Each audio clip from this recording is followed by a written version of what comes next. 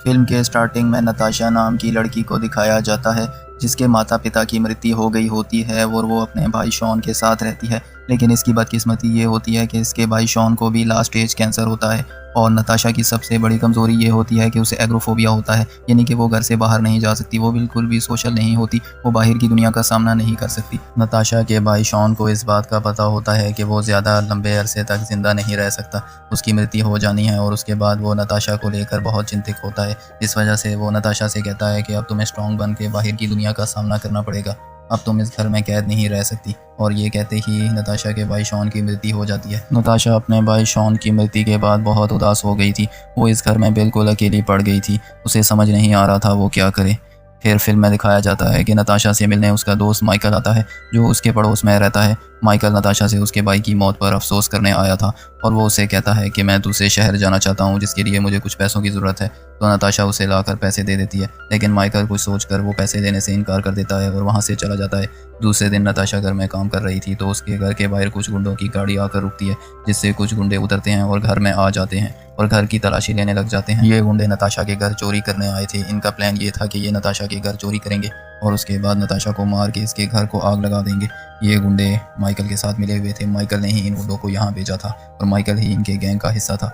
ये नताशा के घर में आते हैं लेकिन नताशा इनके हाथ नहीं लगती, नताशा छुप गई थी और ये नताशा को घर के कोने कोने चप्पे चप्पे में ढूंढने की कोशिश करते हैं। नताशा के पास मौका था, वो चाहती तो वहाँ से भाग सकती थी, लेकिन नताशा को एग्रोफोबिया होता है, वो घर से बाहर जाने की खौफ की वजह से भाग नहीं पाती, जिस पर वहाँ मौजूद गुंडा क्लार्क उसे पकड़ लेता है और उसके साथ बदतमीजी करने लगता है।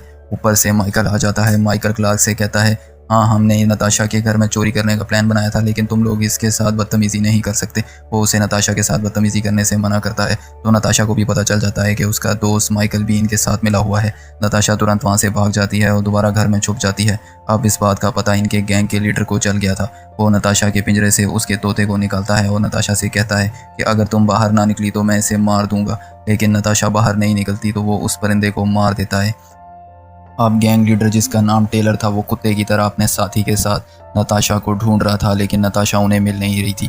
नताशा भागकर वॉशरूम में चली जाती है और क्लार्क उसके पीछे पीछे जाता है। नताशा क्लार्क के सर पर ज़ोरदार वार करती है। ज़ोरदार वार की वजह से क्लार्क की उधर ही मृत्यु हो जाती है। नताशा क्लार्क की डेड बॉडी को घसीटकर बेसमेंट में ले गई थी और अब टेलर और उसका साथी भी बेसमेंट में आ गए थे।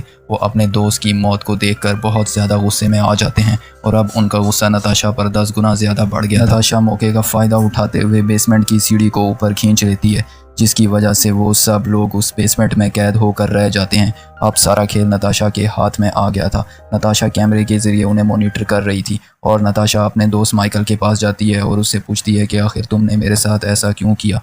तो माइकल उसे कहता है कि मैं अपने किए पर शर्मिंदा हूँ, तुम प्लीज़ मुझे माफ़ कर दो। जिस पर नताशा उसके हाथ की फिंगर तोड़ देती है और उसे बेसमेंट में ले जाकर फेंक देती है।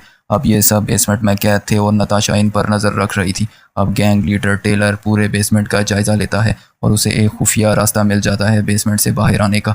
जैसे ही वो अपने साथियों को बताने की कोशिश करता है तो खुफिया दरवाजे से नताशा अंदर आती है और उसके सर पर ज़ोरदार वार करती है और अब इन दोनों में लड़ाई शुरू हो जाती है।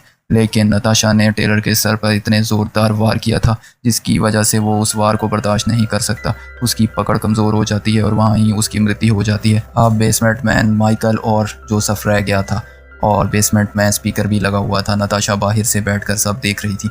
वो कहती है कि माइकल, अगर तुम जोसेफ को मार दोगे तो मैं तुम्हें बेसमेंट से बाहर आने दूंगी और माफ़ कर दूंगी।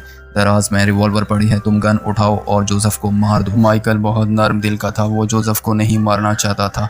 ये सब जोसेफ सुन रहा था। जोसेफ तुरंत गन उठा लेता है और नताशा को धमकी देता है कि अगर तुमने मेरी बात नहीं मानी तो मैं माइकल को जान से मार दूंगा। अब नताशा ये नहीं चाहती थी कि वो जोसेफ को नुकसान पहुंचाए, इस वजह से वो उन दोनों को बेसमेंट से बाहर निकाल देती है। लेकिन अब जोसेफ के सर पर खून सवार था, वो नताशा को सबक सिखाना चाहता था। वो पूरे घर में पेट्रोल छिड़क देता है और नताशा पर हमला कर देता है। वो नताशा को जान से मारने से पहले उसका बलात्कार करना चाहता था, लेकिन ऊपर से माइकल आ जाता है और उसे ये सब करने से मना करता है। और इस मौके का फ़ायदा उठाते हुए नताशा तुरंत गन निकाल लेती है और उसे शूट कर देती है और इस तरह जोसेफ की भी मृत्यु हो जाती है। अब नताशा बहुत बड़े सदमे में थी, उसे समझ नहीं आ रहा था वो क्या करे। वो अपने डर पर काबू पाना चाहती है, वो अपने एग्रोफोबिया का सामना करना चाहती है। इस वजह से वो इस घर को आग लगाकर बाहर जाने का फैसला करती है और इस तरह फिल्म की एंडिंग हो जाती है।